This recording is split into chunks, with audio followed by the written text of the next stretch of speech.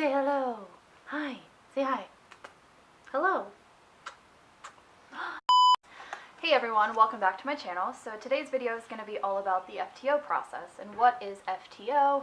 How do you survive FTO? What is FTO all about? How does a police officer start their training? And that's through FTO. First things first, what is FTO? FTO is a field training officer. A field training officer is an experienced or senior officer who's responsible for the training and evaluation of a brand new rookie officer. My department calls this period right after you graduate the academy and before you go on your own as FTO. You should probably call it field training program or field training. It is what it is, and that's what departments all over the country call this phase in a new officer's journey into law enforcement. I don't know how other departments do it. I just speak about my experiences or my experience with my department, how they do it. Our department holds its own academy. It's not a regional academy, it's the department's academy. So the recruits and everybody in there is from the county that we would be working with.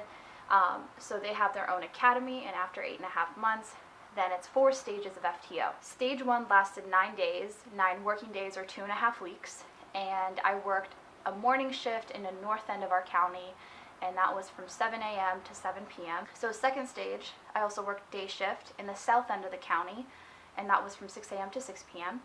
Stage 3 was night shift in the north end of the county, and that was 7 p.m. to 7 a.m., and that was 9 days, 2.5 weeks. And then stage 4 was 7 days or 7 working days or 2 full weeks, and that was in the north end of the county, and I was 7 a.m. to 7 p.m. I graduated FTO. I didn't really have an issue with anything during FTO. So this is how they describe it in the academy before we're like, hey, stage 1 of FTO, I mean, you're driving your car that was issued to you by the department. Your FTO sits in the passenger seat. You're doing 25% of the work. They're doing 75% of the work. This is just to get your feet wet, get you like moving and grooving along. Stage 2, it's kind of 50-50. You're kind of like, your FTO is supposed to let you handle the calls a little bit more. They're starting to back off a little bit, but they're still there in case you have any questions or concerns. Stage 3, you're doing 75% of the work. Your FTO is doing 25% of the work. They're helping you a lot less. And then stage 4, you're doing 100% of the work. They're doing none of it. They're just there to make sure you don't violate anybody's rights and you don't get your butt kicked.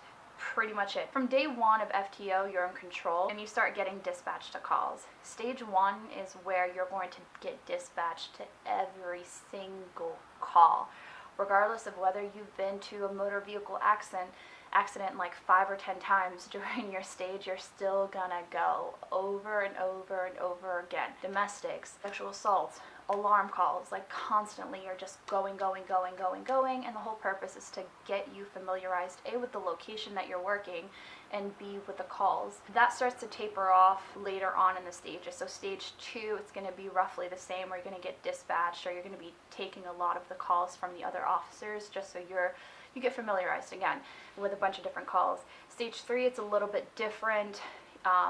You start focusing more about the calls in your beat, and then you start backing other officers. And then stage 4, you're completely on your own.